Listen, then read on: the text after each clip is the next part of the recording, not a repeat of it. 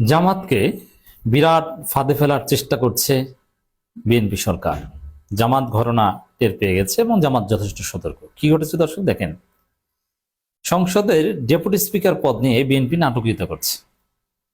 দেখেন, এমনিতেই জামাতের সাথে বিএনপি একটা আন্ডারস্ট্যান্ডিং আছে, যেটা সোশ্যাল কন্ট্রাক্ট বলি আমি, যেটা কমপ্লিটলি পজিটিভ, যে না তারা একে অপরকে কোঅপারেট করবে, ভালো সম্পর্ক রাখবে। অতীতের সরকারি দল এবং বিরোধী দলের মধ্যে যে নেতিবাচক সম্পর্ক সেভাবে থাকবে না, একটা সুন্দর পরিবেশ থাকবে। It's very good. কিন্তু বিএনপি চাচ্ছে যে জামাত ফাঁদে পড়বে, জামাত এদিকেও যেতে পারবে না, ওদিকেও যেতে পারবে না। বিএনপিকে কোঅপারেট করতে, বিএনপিকে মেনে নিতে, বিএনপিকে ব্লাঙ্ক চেক দিতে বাধ্য হবে। বিএনপি চাইছে সেটা, কিন্তু না, এটা পারবে না। একটা সোশ্যাল কন্ট্রাক্ট, পজিটিভ কিছু কালচার বিল্ড আপ করা, অতীত থেকে বেরিয়ে আসে, দ্যাটস ভেরি গুড। কিন্তু আপনি ফাঁদে ফেলে আপনি যা ইচ্ছা তা করবেন, মানে বিএনপি ফেসিস্ট হয়ে উঠবে, জামাত চুপচাপ বসে থাকবে, এনজয় করবে। বিএনপি চাই এটা না, এটা জামাত হতে দিবে না। দর্শক, আলোচনা করছি ডেপুটি স্পিকার পদ নিয়ে বিএনপির নাটকীয়তা। কিসের নাটকীয়তা? জামাতকে ডেপুটি স্পিকারের প্রস্তাব দিয়ে বিএনপি উদারতা দেখিয়েছে। ওরে বাবা, এত উদার দল! আপনাকে কে উদারতা দেখাতে বলেছে? বিরোধী দল ডেপুটি স্পিকার পদ পাবে, এটা অসাংবিধানিক। আপনি এই বেআইনি কাজ কেন করতে আসছেন? আপনি সংবিধান করেন, সংবিধান কোথাও মানেন না। সংবিধানে 7 মার্চ ভাষণের কথা উল্লেখ আছে, এই 7 মার্চ উদযাপন করলেন না। সংবিধানে জাতির জনক শেখ মুজিবুর রহমানের ছবি টানানোর কথা আছে, আপনি সেটাও করলেন না। আপনি সংবিধান মানান কেন? আপনি কোথায় কি পেলেন এটা? তো দর্শক, বাস্তব কথা হচ্ছে ডেপুটি স্পিকার পদ বিরোধী দলকে দেবে, এটা সংবিধানে নাই। ডেপুটি স্পিকারের পদ একটা, এখানে দুইটাও নাই। তাহলে এখানে কি বিএনপি যা ইচ্ছা তা করে? বিএনপি এক মবের মুল্লুক কায়েম করতে যাচ্ছে।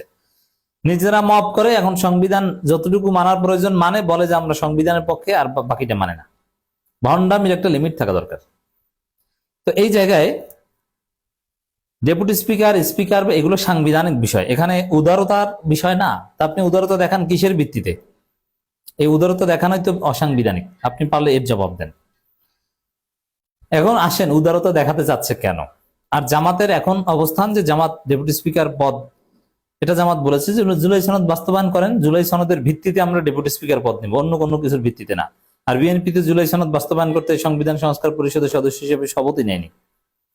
মানে জুলাই সনদ বাস্তবায়ন করার কোনো ইচ্ছে বিএনপির নাই। তাহলে জামাত ডেপুটি স্পিকার পদ নেবে কেন? আসলে বাস্তবতা হচ্ছে যে তাও লিখিতভাবে প্রস্তাব দেয়নি। লিখিতভাবে প্রস্তাব কেন দেয়নি, মৌখিকভাবে কেন বলেছে, এটাও একটা মজার বিষয়।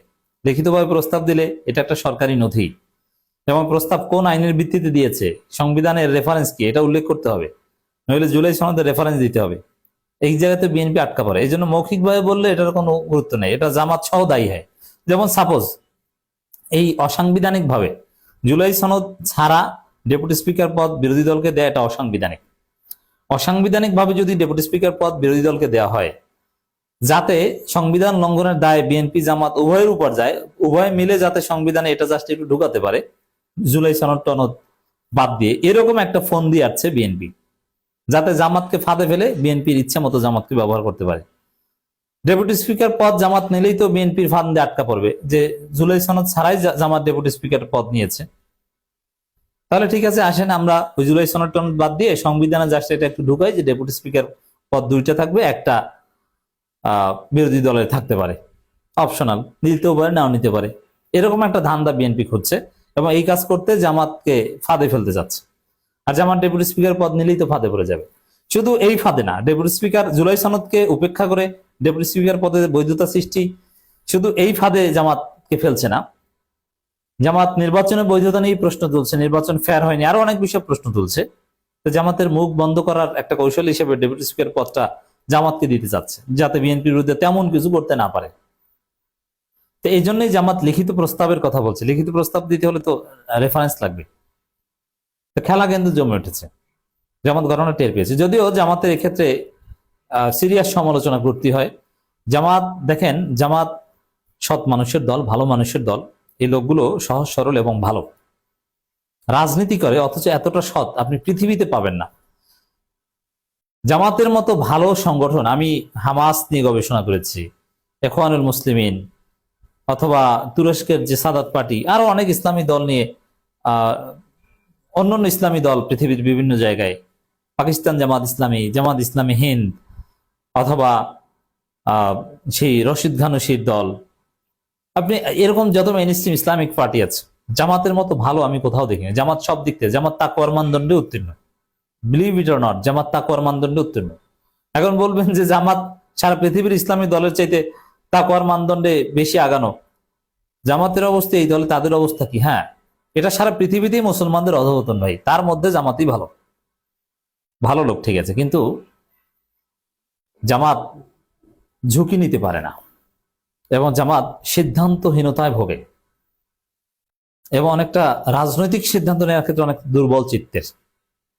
এ কারণে জামাত এবার ক্ষমতায় আসতে পারেনি, অথবা ক্ষমতায় আসতে একটু লেট হচ্ছে। দেখেন, এই যে 12 ফেব্রুয়ারি নির্বাচন, জামাত চাইলে 12 ফেব্রুয়ারি রাত নির্বাচন সব তছনছ করে দিতে পারতো। তো যেমন আওয়ামী লীগ হলো এটা করতো, এমনকি বিএনপি হলো এটা করতো। তো ঝুঁকি নিলে দেশ হয়তো বা কিছুটা অস্থির সময় পার করতো, কিন্তু ওভারঅল জামাতের লাভ হতো। কিন্তু জামাত যাদের বৃহত্তর স্বার্থ বিবেচনা করেছে। তো এটি আবার কি না কি হয়, আমরা বিপদে পড়ি কিনা, একটা দুর্বল চিত্তের সিদ্ধান্ত। অথচ নির্বাচন আগে এরকম কথাবার্তা ছিল, আমাদের মাধ্যমে প্রচারও করিয়েছে, নির্বাচন উল্টাপাল্টা কিছু হতে দিবেন, উল্টাপাল্টা কিছু হলেই যমুনা ঘেরাও, নির্বাচন বাতিল। এমনকি নির্বাচন বাতিল করার ক্ষমতা ডক্টর ইউনূসের থাকতে হবে কারচুপি হলে, এই প্রস্তাবও জামাত আনুষ্ঠানিকভাবে ইউনূস করেছিলেন। কিন্তু শেষ পর্যন্ত জামাত নিজেরাই সিদ্ধান্ত নিতে পারো না, পিছু হটেছে। জুলাই সনদ স্বাক্ষর করবে কি করবে না, এক পর্যায়ে স্বাক্ষর করেছে। সংবিধান সংস্কার পরিষদের সদস্যের শপথ নেবে কি নেবে না, এক পর্যায়ে শপথ নিয়েছে। এর মানে জামাত সিদ্ধান্তহীনতায় ভোগে এবং ফেসবুকে পোস্ট দিয়ে বারবার এডিট করে, এডিট করা ঘটনা ঘটে, ডিলিট করা ঘটনা ঘটে। তো এই যে সিদ্ধান্তহীনতা জামাতের, এটা আছে, এটা ওভারকাম করতে হবে, ঝুঁকি নিতে হবে, ডিসাইসিভ অ্যাকশন নিতে হবে, ভুল হলো ইস্তেকামাত থাকতে হবে। এত উদারতা, এত ভালো মানুষই দিয়ে রাজনীতি হয় না, এত সততা দিয়ে রাজনীতি হয় না। তো দর্শক, এখন ডেপুটি স্পিকার পদ জামাত নেবে কি নেবে না, এ বিষয়ে জামাত এখন পর্যন্ত সিদ্ধান্ত যে জুলাই সনদ লিখিত প্রস্তাব জুলাই সনদের আলোকে না দিলে নেব না, কিন্তু শেষ পর্যন্ত কিনা নেয় বলা যায় না। এই ক্ষেত্রে জামাতকে নিয়ে আমরা ভয় আছি কিনা কি করে। আবার আমিরে জামাত একটু বেশি নরম। অনেকে বলেন, এই যে 2 উপদেষ্টাকে গ্রেপ্তারের দাবিতে রাজপথে মিছিল করেছে, তখন আমিরে জামাত অনুপস্থিত ছিলেন, সৌদি আরবে ছিলেন, সুযোগে জামাতের গতানুগতিক ধারার লোকজন মিছিল করে দিয়েছে, কিন্তু আমিরে জামাত থাকলে এটা করতে দিতে না, নানান কথা আছে, হোয়াট এভার। তো এখানে এই জামাতের দুর্বলতাটা বিএনপি ব্যবহার করতে চায়, ডেপুটি স্পিকার পদ দিয়ে জামাতকে আটকে ফেলতে চায়। না, জামাতের আটকে থাকা উচিত হবে না, জামাতকে ডিসাইসিভ হতে হবে। আর ডেপুটি স্পিকার পদ এটা উদারতার কোনো বিষয় না। আপনি জুলাই সনদ বাস্তবায়ন করেন, এখানে উদারতা, আপনি বাধ্য সেটা করেন। উদারতা দেখিয়ে কেউ কাউকে কিছু দেওয়ার দরকার নাই, আপনি যেটা আইন সংবিধান বাধ্যবাধকতা সেটা করেন। এগুলো হচ্ছে বিএনপির ধান্দাবাজি, এক কথায় বললে।